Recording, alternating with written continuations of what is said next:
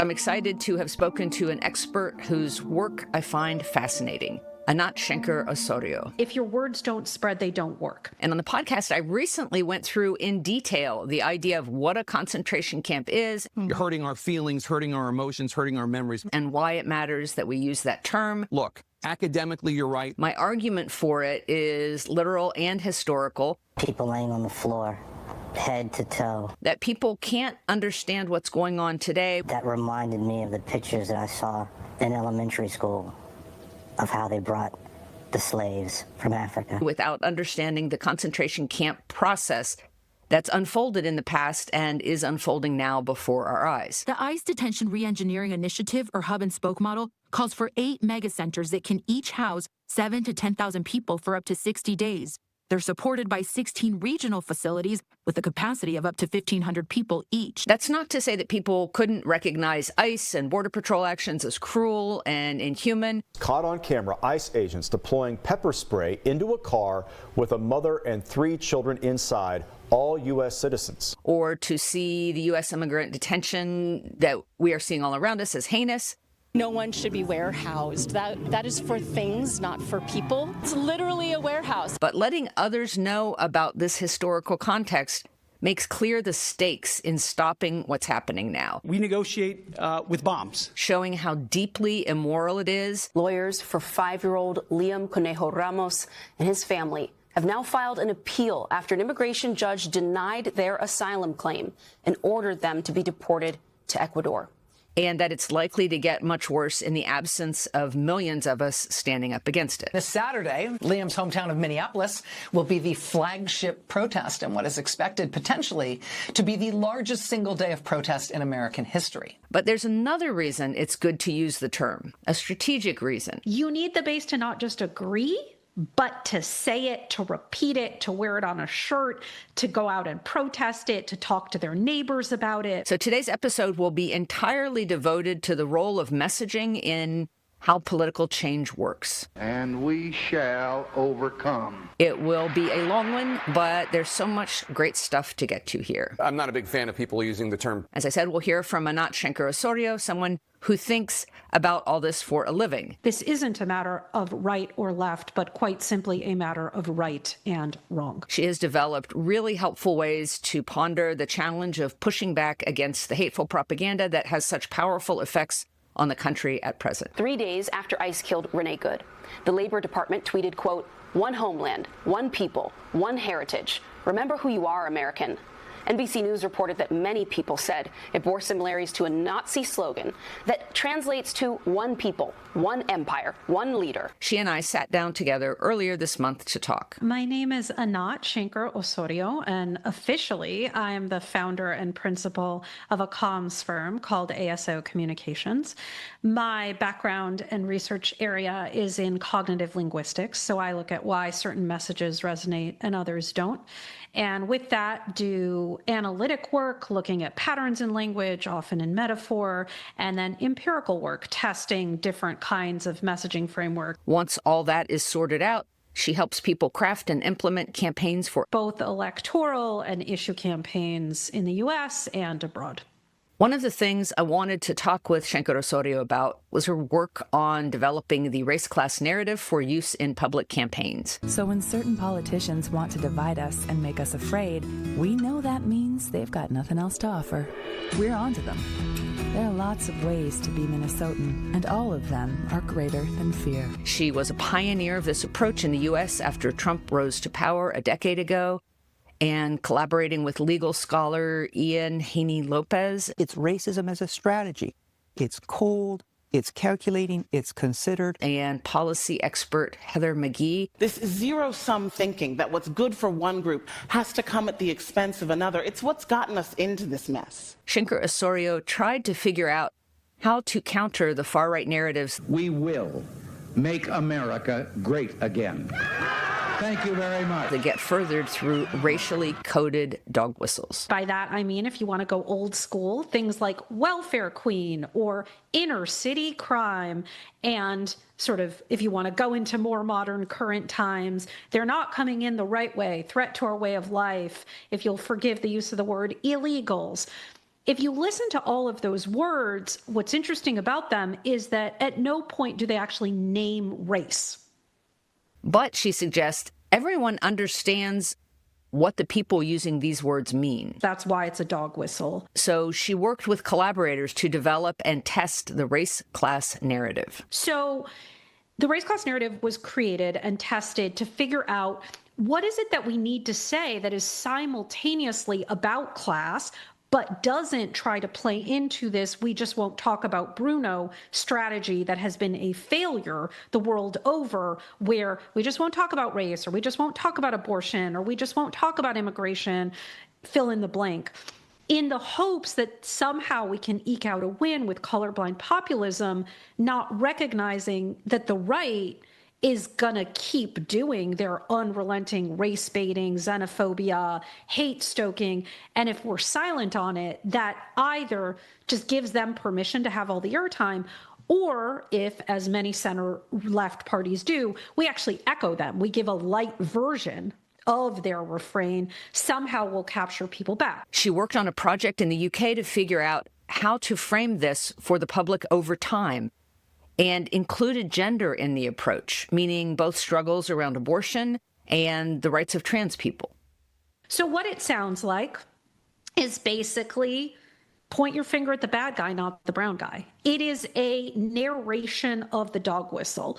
So in the UK case, for example, it's, if you want to know who took your money, it's the people with all the money. That's how you can tell. And if they can convince you that it's anyone else, that you need to point your finger at newcomers or at Black folks or at trans people, then they can keep picking your pocket.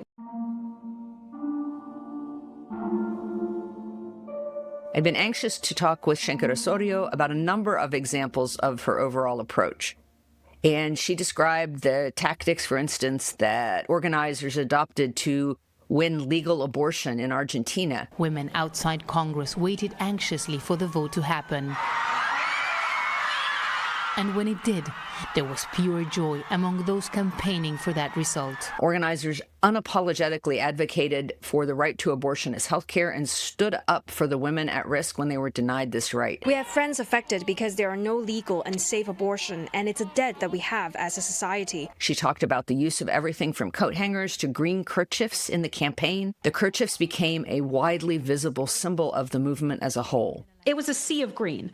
In the same way, and I hate to use this odious example, but it's relevant, that the red MAGA hat plays for that movement, it created a sense of instant shared identity.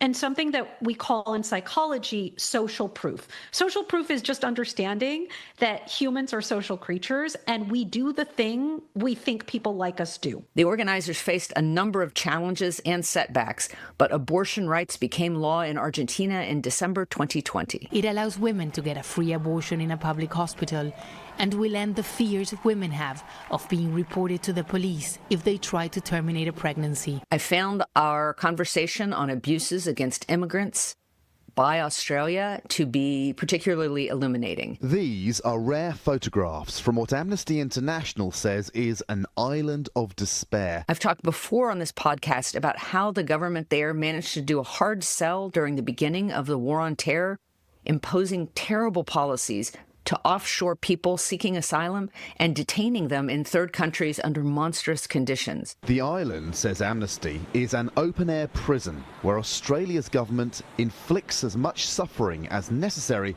to stop some of the world's most vulnerable people from trying to find safety in Australia. Shenker-Osorio noted that the tactics were so nasty that Donald Trump found them inspiring. In 2001 is when this evil practice of sending people to offshore detention began. It was maintained through sequential, both labor and more right-wing governments. They just kept doing it. It is not a conflict zone. It is not a place where people are supposed to suffer. And yet some of the things they're going through are very similar to the exact same things that they're fleeing from. When Trump came into power the first time around, he had a conversation with then Prime Minister Malcolm Turnbull and literally said, oh, wow, what you're doing is really evil. Mr Trump appears to praise Australia's stance, telling Mr Turnbull, you're worse than I am, before ending the call abruptly.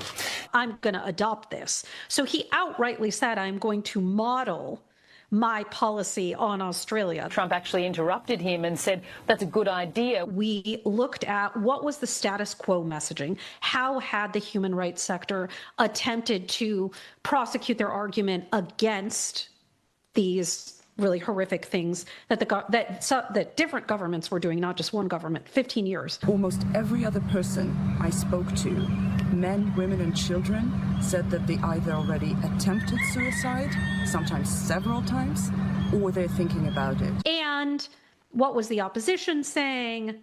More or less something like, as signatories to the Refugee Convention, we must fairly police our territorial waters and ensure that our procedures for asylums, it was like human rights this, legal that, signatories, whatever.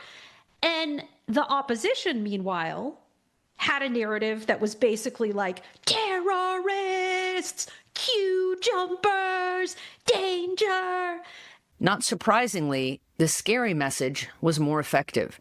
It was one of the worst numbers she'd ever seen in surveying. 1 in 4 voters was completely sold on this message, worse than what she was seeing in the U.S. at the same time. We should do that too. When Shenker-Osorio did testing to divide subjects into the categories of base supporters, persuadable people, and the opposition, it didn't involve splitting them by parties. She wanted to consider them in terms of the message they wanted to get across and get support for. The message has a job, and the job of the message is to engage the base in order to convert the conflicted. When testing the current message about Australia being a signatory to refugee conventions and so forth, she found the base agreed with that message, but it still wasn't an effective message. If your words don't spread, they don't work. And if the base just merely agrees with the message, which they did. They agreed with that status quo message. When we dial tested that status quo message with the base, they were like, thumbs up, I'm into this. But again, the base is defined as the people who agree with your issue. So that's really not an achievement. The people who agree with your issue agree when you talk about your issue. Congratulations. But what you need the base to do is actually act as a choir. You need the base to not just agree, but to say it, to repeat it, to wear it on a shirt, to go out and protest it, to talk to their neighbors about it. After identifying the true size of the opposition to their message, they found that the opposition's message was very potent. They had already reached that tell your friends and put it on a t-shirt level of virality. The level of persuadables turned out to be around 55%. Which is usually around 60%. But again, this message of abusing and hating on those seeking asylum had won over a lot of people by that point. That's how badly this thing was going when we were doing this testing. So instead, we created new messaging called Unity, Citizens of the World, which goes, no matter our differences, most of us believe that all people deserve to live in peace. Our policies for people seeking asylum should respect human dignity and take place in full public view. Doing what's right means upholding people's basic rights to safety and fairness. We cannot turn an issue of human rights into political bickering. We all have a stake in making the world a safer place, so we need to fairly examine each person's asylum case in a safe space and quickly integrate the people requiring asylum into our communities. This isn't a matter of right or left, but quite simply a matter of right and wrong. So that's one of our 2 top testing messages. You can tell it's pretty different than that status quo message I described. But the most important thing about this is that after doing the message testing and doing say this, don't say that, they implemented. So in 2016, they conducted 4 winning campaigns that basically vacated nearly all of the prisoners that had been held in these camps, some of them for, 15 years at that point. And it's a little asterisk, there's real complications still with Nauru. It was closed, they've reopened. It's not a perfect situation by any means. But basically, close the camps. Each of the campaigns developed these incredibly humanizing tactics, showing baby pictures, organizing healthcare workers, getting protesters to blockade entrances. It began with babies and then moved on to parents.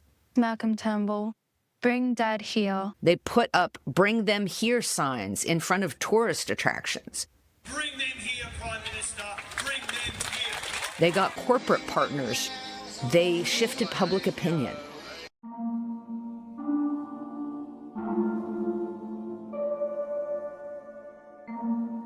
I asked Shenker-Osorio to put this approach into context when it comes to U.S. attitudes about immigration and to address the tremendous pressure by pundits and within the establishment to get Democrats to present some kind of hyper-moderate face in order to appeal to independents or to 2024 Trump voters. The idea that the way that you beat your opposition is by becoming them is ludicrous. And it does not work both morally and it also does not work electorally. She compares a message to a baton that has to be passed person to person. If it gets dropped, if no one hears it, then it's not working. No one is ever going to hear this pile of hyper-moderate messages because they are boring. If your own base won't repeat it, she suggests, there's no way the media will buy into it or cover it in useful ways. It's pretty clear. As Democrats, we believe in a strong floor and no ceiling. The second reason hypermoderation isn't going to work, Shenker-Osorio says, is because the public has been fed a false story. Trump is their Jesus. He could murder their own daughter and they would still vote for him. So let's at least agree that trying to move those people, I'm telling you definitionally, these are the unmovable. There is also a set of people who are unmovable on the left. A false story about what these supposed middle-of-the-road voters want. The rest of the people, if they are up for grabs, what the research show is that they don't have a fixed position. Here's the secret. There's no thing that they already believe. This is what's wild about them. They are capable of believing multiple contradictory things. Looking at survey results, she found that even within the same survey, there was an enormous percentage of participants who would, when asked two questions with opposing ideas about, say, immigration, would agree with both of them. A majority of people in a given survey might support mass deportation, while even more in the exact same survey would support a pathway to citizenship, though a number of outlets just wouldn't report on the latter result. You can get yes to both of that. You can get yes to that question on trans people. So it is the job of a winning campaign to use their base as their choir to create social proof, to make what we believe be a matter of common sense and what everyone thinks and what everyone believes in order to move those conflicted people toward us. Currently, of course, Trump, Miller, and their ICE lackeys are already getting the message out themselves for the left. Their rank cruelty and brutality are shifting public opinion away from them as we speak and toward abolishing ICE on the scale of a staggering 20-point swing since Trump's return. It's not the job of a good message to say what's popular. It's the job of a good message to make popular what we need said, because we have an agenda we need to enact, and because that's how we win. And for those politicians afraid of alienating somebody for using charged terms or of making a direct case, Shenker-Osorio didn't mince words. How's that been working for you? It's the first thing I'd say. What's your theory of change on that? I mean, the number of times in a day that I have to ask campaigns and candidates, that's very interesting. What's your theory of change? How are you going to actually enact your agenda by never speaking about your agenda? Tell me more about that. So, to me, the purpose of politics, and I include electoral politics in this, is not to get elected for the sake of doing so, but rather in order to enact an agenda. Russell Vogt, a lead architect of Project 2025, now inside the administration as the Office of Management and Budget Director, and here he is. Political capital is not our scarcest resource. You can always build it. Time is our scarcest resource. And so that's why we are going at it with everything we've got. And what has happened is that over the last at least 20 years, arguably even 40 years, we have been subjected to the reactionary centrist advice that we should just not make the argument.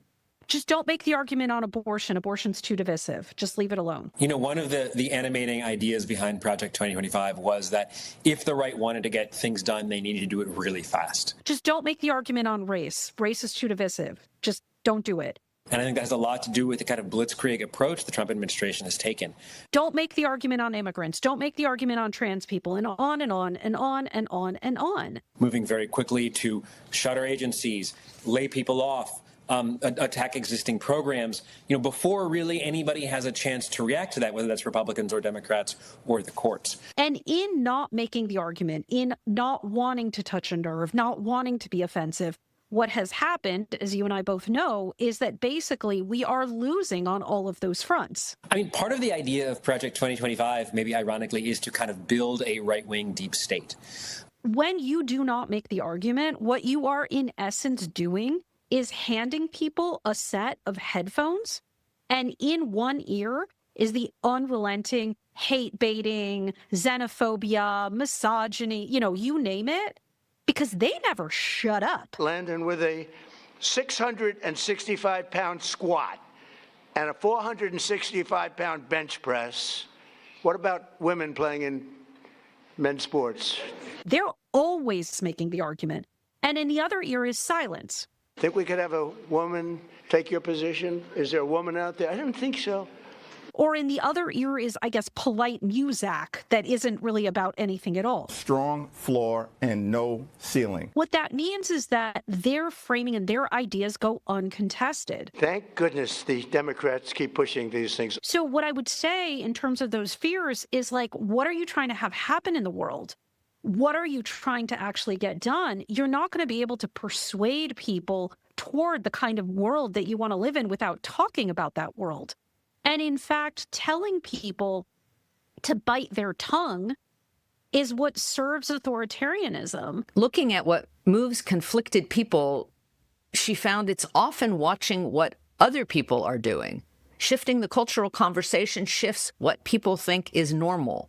What's the dominant attitude and what's acceptable? With respect to the issue of whether gays and lesbians should be able to get married, I've spoken about this recently. As I've said, you know, my feelings about this are constantly evolving. I struggle with this. Just look at how quickly and deeply public opinion changed on same-sex marriage. We have to make those same shifts by making the argument in a values-based way, not in a, you're a racist, you're an asshole, you're a bigot. That's not going to convert the conflicted.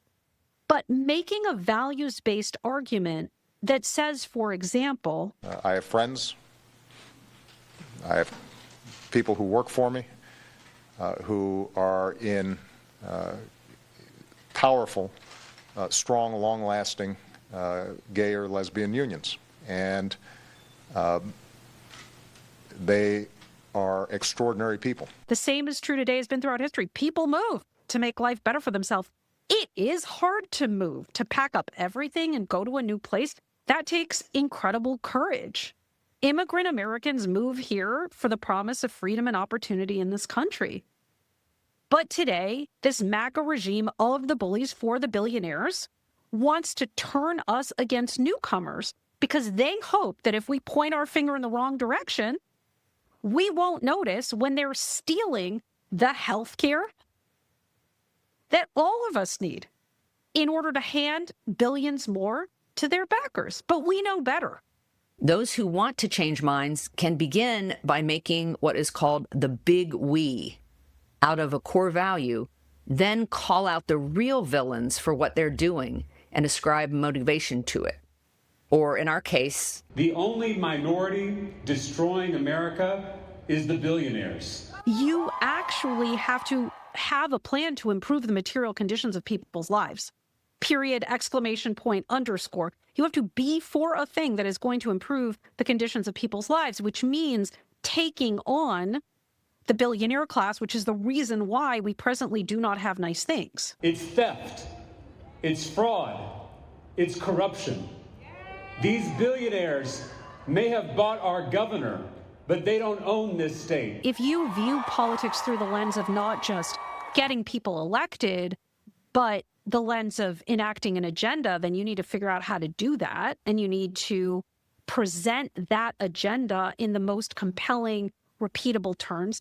Big money is powerful, but it's nothing compared to people power. I asked Shenker-Osorio about terms she'd looked at relevant to what's happening in the U.S. today that she'd recommend to those who are organizing or even talking to their neighbors and hoping to establish values of human decency or to show the actual villains here. You have one man, Mr. Musk, who owns more wealth than the bottom 53% of American households. She recommended checking out the ASO communications site and visiting the Learn tab there because the organization's research is open source.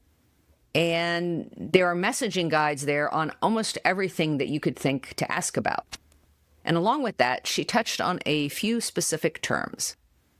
Regime, not government, not administration. Administration and government too normalizing makes it seem like it's kind of okay, maybe doing things we don't love, but still acting in some sort of democratic fashion. We also need to reserve the word government. The word government is important. We need to be able to talk about the government that we want. We need to talk about the scientists who are finding cures for the future, the school teachers who are taking care of our kids, the people who are paving our roads. Like, there still is government. What this is a regime of the bullies for the billionaires that has taken over our government. So all of that is very intentional. And the term regime is just the start in Shenker-Osorio's playbook. I also call them the MAGA murder regime. This has generated no end of people tisk-tisking me. Defense Secretary Pete Hegseth today said no nation in the world takes greater care to avoid civilian casualties than the U.S. Every day, the body count rises, and they prove me more right. But the U.S. is currently investigating an explosion at a school next to an Iranian Navy base that Iran says killed more than 150 people, mostly schoolgirls. So it is a MAGA murder regime. You're not going to persuade anybody toward what you need them to do by pulling punches. You need to be explicit and direct. On immigration in particular, besides concentration camps, I'm not a big fan of people using the term. Immigration is a word that has a meaning. Look, academically, you're right. The word immigration means the movement of people into a country for the purposes of residency. When we say about what is going on or was going on and still is to some extent in the Twin Cities, the immigration enforcement has gone too far. Immigration enforcement is this. Immigration enforcement is that. Or when we say Trump's immigration policy is wildly unpopular. This immigration policy is this. What immigration policy? Go back to your own country and figure out your constitution. Immigration policy is how many people get visas in a year? How long does it take to get a green card? You know, how long do you have a green card before you can become a citizen? What kinds of visas are we going to allow? And reasonable societies can disagree about immigration policies. Concentration camps, abductions, assaults, murders, none of those things are immigration policy. There is no immigration policy in any of those things. Think how we would feel if people referred to the World War II ghettos as religion policy, or the concentration camps there as religion policy. That's absurd. It should sound absurd in the way that I really want immigration policy and immigration enforcement to sound absurd to people. So I know I'm beating on this. It's really important. There's no immigration being enforced. That's not what's happening. I actually have no problem with immigration, so that's not the reason I'm saying this. All she does is complain about this country. It's just wildly inaccurate. So we need to call things as they are. These are assaults, they're abductions, they're concentration camps, and we need to call this regime a regime. And then we need to have an affirmative demand And that affirmative demand is to free America from this regime, free America from wages we can't live on and houses we can't afford, free America from the billionaires who are destroying our lives, free America from these murderers who are from Epstein to ICE to Iran, hell-bent on destroying anyone and anything that does not obey their demands. A lot of it starts with Barack Hussein Obama. I mean, that's what's going on. If we can't name the thing for what we can see with our own eyes in front of ourselves, how are we going to convince anybody?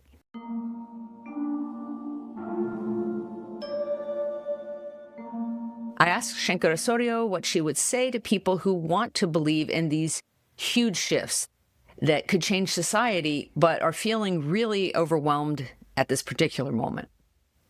Rebecca Solnit has a new book out, so I want to credit where due. And in it, she talks about how she went back and looked at all of the news media accounts about 1989 and the fall of the Berlin Wall and this sort of like giant sea change around former Soviet countries.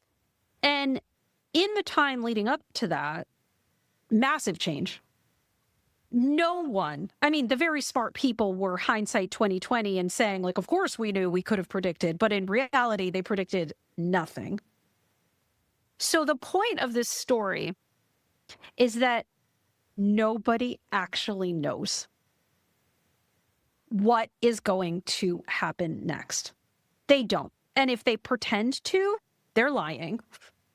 The future is made of the decisions that we take together. I literally co-founded an organization called We Make the Future. We named it We Make the Future because one of the most important things that we have to do in order to be able to fight authoritarianism is understand that their ultimate aim is to erode our will to resist. We've already won in many ways, but we haven't won enough. If you start buying into the idea that there's nothing that you can do, they beat you. They got you. This is not endless nation building. So at the very least, out of a sense of like, don't let them get you, you can't be thinking that. This is only just the beginning. So what is it that you can do? Well, first of all, you can be speaking in honest, robust terms that, yes, invite people into this bigger we, but are honest about what we are confronting and what it is we need to do. Talking about the role of elections, we discussed how they can be very important, yet insufficient to guarantee democracy. Securing democracy is going to require more of us. We also have to recognize that we're not going to vote our way to democracy. MAGA Republicans do not respect the Constitution. They do not believe in the rule of law. They do not recognize the will of the people. And that's been a big mistake in progressive politics in the U.S., which differentiates it to some degree to other countries. And what I mean by that is, if we were going to vote our way to democracy, we would have in 2020. They refuse to accept the results of a free election. And they're working right now, as I speak, in state after state, to give power to decide elections in America to partisans and cronies, empowering election deniers to undermine democracy itself. Like, in reality, the fact is that did not stave off the rise of fascism. It didn't. MAGA forces are determined to take this country backwards. And so we have to recognize that we have an economic problem masquerading as a political problem. Never before in the history of this country, never before have we had so much income and wealth inequality.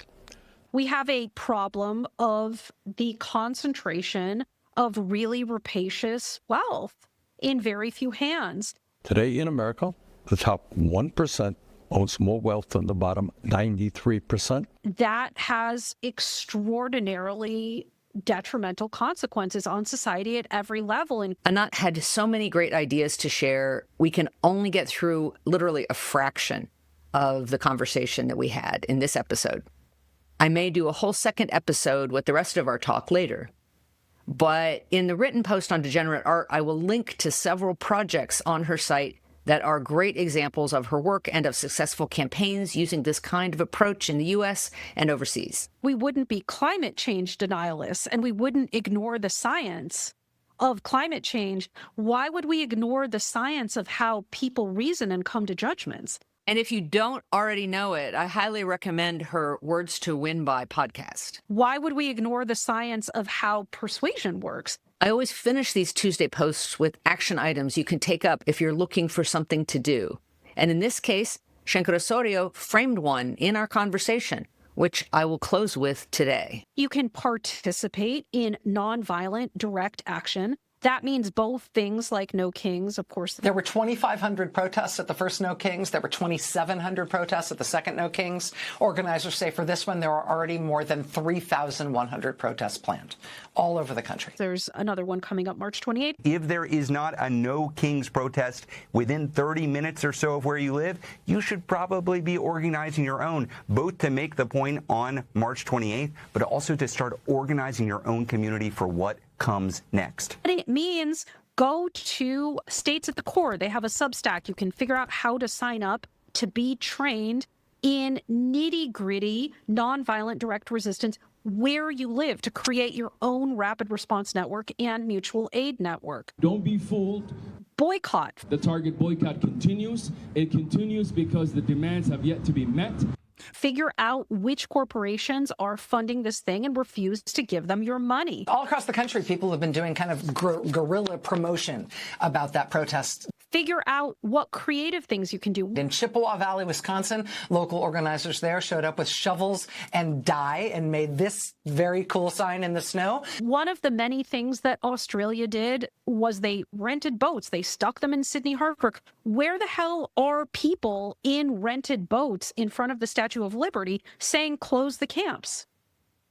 Go to Dilley. San Antonio, my understanding, is 45 minutes, an hour away. 23 more centers are going to open up, and they want to house 80,000 more people. The Americans need to stand up and put a stop to this. You live there, go rent caravans and stand outside of there singing songs of peace and love. Elizabeth Jolly says she hopes speaking up loudly and publicly will help lawmakers on every level move on behalf of human kindness. Go raise money to bring supplies to the children in there. They wrote those beautiful, beautiful letters. We came to the U.S. because there were people who wanted to hurt us. That were so touching. I'm the third teenage girl who has tried to take care of this little 2-year-old boy. Write letters back and go try to deliver them. Not because you'll be able to, but because that's a piece of content. Because what's going on is wrong. Everyone is human. We're all human. We're not better than the other because we're born here or not born here. And at the end of the day, we need to be there for each other. We spoke about the importance of having something for people to move toward and the role of joy. If you want people to come to your party, throw a better party. Whether it's frog costumes or music or humor. Number one thing that we need to be doing. The popular children's entertainer known as Miss Rachel says she is now fighting to close the Dilley Immigration Center in South Texas. Is continuing to shove in the public's face exactly what's going on. She recently was on video chat with a 9-year-old boy from that detention center who says all he wanted was to do his school's spelling bee. And that's it. Thanks for listening to Next Comes What. Please share this with one person who's looking for ways to survive this mess. To support this podcast, please become a paid subscriber at AndreaPitzer.com and consider giving Next Comes What a 5-star review where you get your podcasts.